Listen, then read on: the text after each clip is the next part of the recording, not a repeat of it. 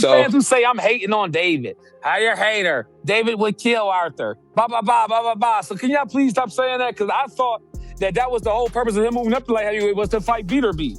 Now, all of a sudden, I'm going to grow up to cruiserweight. I'm going to have 2 fights at light heavy. Why do you prefer that fight over like a big one? There's no, you guys, I'm going to correct you guys where you guys keep saying that I don't get these fights, I don't get that fight. I don't get none of these fights because these guys don't want to fight me. If I would have had those fights available, I would have took that fight. The fight with I was trying to fight Bibbo for this fight. He didn't want to take the fight. I was, you know what I mean, with all these guys. That's why, like, I don't like people disrespecting me, saying that, oh, I'm talking all this shit, but I'm not taking the fights with these guys. These guys don't. No. I'm talking about other people. You know what I mean? Stuff that. David Benavidez, the man they branded the Mexican Monster, actually backing away from danger. It sounds insane at first. This is a fighter who just steamrolled Anthony Yarde in November, looking faster, sharper, and more frightening than ever. The boxing world felt ready. Fans felt ready. The road was finally clear for the one fight that truly mattered. Benavidez versus the undisputed light heavyweight king. Poses the harder fight for you between Bivol and Beterbiev? Who presents the more difficult fight? I think probably Beterbiev. Yeah. Because he's 14-0 with 14 knockouts, 15-0, 15 knockouts. Yeah. The thing I see about him is a little bit different. It might be an easier way to beat him is that he's really flat-footed, but he has a lot of power. Yeah. The thing about Bivol, he's more of a complete fighter. Right. He can hit you from here, he can move here. You know, you can't hit him. He's moving, you know. Yeah. Came the turn. Instead of stepping through that open door and facing the most dangerous man in the division, Benavidez veered hard left. He announced a move up to cruiserweight to fight Gilberto Zurdo Ramirez. Some are calling it a masterstroke, a chance to win a title in a third weight class. But not everyone is buying it. Veteran contender Lionel Lonnie B dropped a New Year's Eve video that's ripping through the boxing world, and his message is savage. He says this isn't a power move, it's a legacy killer. Fight. But what about the one he's calling for? I'm not familiar with him at 200 pounds. Zurdo? Yeah, Zurdo, yeah. Yeah, that's a good fight. He's been talking about that. He told me about that a couple years ago when I went to see him in Miami. So, yeah, I mean, he's been having his eyes on him for a minute. What you think about Zurdo? Yeah, I think he could take him. That's the best fight, too, because Zurdo started at 160, so he's not a natural cruiser. Straight to the accusation, Lonnie B isn't a random fan talking online. He's a professional who understands how this game really works. His take is that the cruiserweight jump is calculated safety. On paper, fighting Zurdo Ramirez looks impressive. A belt at 200 pounds, another line on the resume. But Lonnie says it's smoke and mirrors, designed to distract people from the truth that Benavidez is leaving the 175-pound division right as the heat reaches its peak. You know, there was a fight that you called, I know, it seemed like he beat him pretty easy. It was David Benavidez, the guy that you sparred, who demolished Yarde. I mean, the stuff he was doing in that fight. I mean, I don't know if some was legal, some not, but he destroyed him. Like, it was a pure ass whooping that night. Yeah. So, like, no, a pure brutal ass whooping.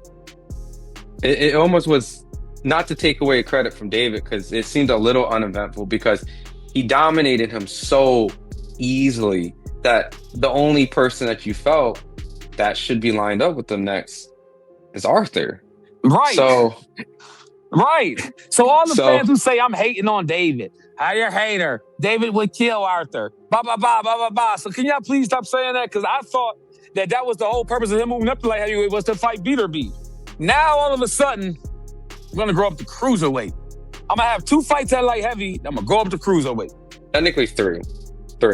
What was the third? Oh, he had Volsnik, David Morrell. Oh, you're right, and Yarde. Yeah. Right. But I thought that was the whole point. And this is what I mean when I say fighters playing safe. I know they're going to kill me and they're going to hate me in the comments for this. But what I think David is doing is playing it safe. Not saying he's not a good fighter. Listen, David is a phenomenal fighter. They say I'm hating. But I was looking forward to him and Arthur next. I'm like, oh, now we get to see. Now we get to see if I was right. And that took me by surprise. He said, I'm going up to cruiserweight. Frustration is all about timing. Benavidez just delivered the best performance of his career against Yarde. He looked unstoppable. And when you look that good, old school boxing logic says you go straight for the king. You cut the head off the snake. Instead, choosing Zurdo. A talented fighter, but one widely viewed as less dangerous than Beterbiev's crushing power. Effectively freezes the biggest fight in the sport, too many insiders. The shift from undisputed glory to chasing belts in a new division feels less like ambition and more like escape. And that leads to the darker theory, the weaponization of time. Everyone knows Beterbiev isn't young. He's defied age for years with a knockout streak that terrifies opponents. But time is undefeated. Lonnie believes Team Benavidez knows exactly what they're doing. This isn't just moving up, it's stalling. What I think they're trying to do is wait Arthur out. Him and Bivol. I think they're trying to wait him out another year and a half, maybe 2, and then fight him and say, yeah, see, I beat him. But it don't count. It count, but it don't count because you ain't fighting when he was available to fight. He like, yo, let's fight me now. I'm gonna wait till you get a little older. Cause I'm not confident I can really beat you yet. So to make sure, like I said, Father of Time is undefeated. So what they doing is they throwing Father of Time in there. So, I mean, yeah, you can stop me. Is that they're deliberately tagging Father Time into the fight. Take a detour. Fight Zurdo. Maybe defend the belt. Maybe grab another tune-up. Push the Beterbiev fight back 12 to 18 months. The goal is to wait until the champion slows just enough for cracks to appear. Then swoop in and say you beat the legend without ever facing the prime version. Boxing fans have seen this playbook before. Marinate the fight until it's past its expiration date, and fans are done with it. They don't want to see Benavidez beat a 42-year-old champion. They want to know who's best right now. I get the concept of like being a champion in a third weight class, right? And I'm with you. Like, I thought after that, when I heard the Zurdo fight announcement, and I know Malik Scott, who trains them, thinks differently. He thinks they're going to be the ones that beat him. But I was really looking forward to the idea of him and Arthur next because it seemed like Bill was injured, right? He needs to obviously come back for Arthur and David, which everyone's entitled to think who would win that fight between David and Arthur, right? But that was the fight to make, and no shot to Zurdo, right? No shot to Zurdo. Maybe Zurdo could shock the world, right? Because I'm sure he's the underdog going into that fight. But of course he's the underdog. But I was really a little upset when I heard the Zurdo and not Arthur's name because that was the fight where we really could see, what time it is. Listen, that's all I'm saying. Listen. Now you tell me if they playing this safe. You let me know. I mean, look, I was always for pro David, and maybe there's a side that there was nothing. No, Ryan, you don't get to do that, Ron. It's a yes or no. It's a yes or no.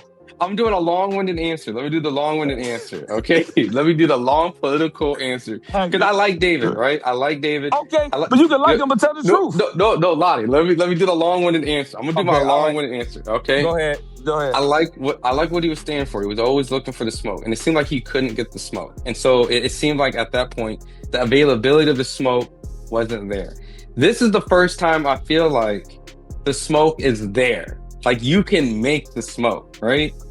Arthur's not titled with Bivol. The smoke seems like it's there. Why are we not getting that fight? That brings up an identity crisis for the Mexican monster. That nickname isn't just branding. It carries a promise, dominance, fearlessness. Lonnie B was brutal here. His rule is simple. If you want to be called a monster, you have to beat other monsters. You can't sidestep the biggest threat in the room. He made a sharp comparison with Zurdo Ramirez. Zurdo has faced elite competition, including Mitri Bivol, yet nobody calls him a monster. He's a top-tier fighter, not a myth. Benavidez has the hype and the nickname, but if he avoids the Russian monster, that title starts to feel empty. There's a difference between being great and being terrifying. A monster clears the division. A monster doesn't look at Artur, Beterbiev and say, I'll try my luck at 200 instead. If this fight never happens, that nickname risked becoming false advertising. What makes Lonnie B's perspective so damaging is his experience. He's sparred Benavidez. He's sparred Beterbiev. He knows the difference in pressure. He talks about the smoke Beterbiev brings. A heavier presence, a different level of danger. And when someone who's felt that power tells you Benavidez is making a mistake by avoiding it, you listen.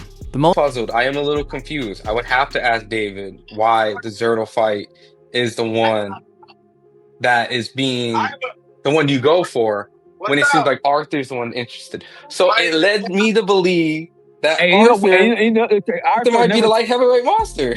Yo, and my thing is this: Arthur never talked shit. You saw after the post, he said, "Yo," he actually said something. I'm like, "Oh," I was surprised. Like, "Oh," so even Arthur was looking forward to it. Like, "Yo, they say you a monster. They say you a monster. Like, let's go." And the fact that David didn't say nothing. David didn't say nothing.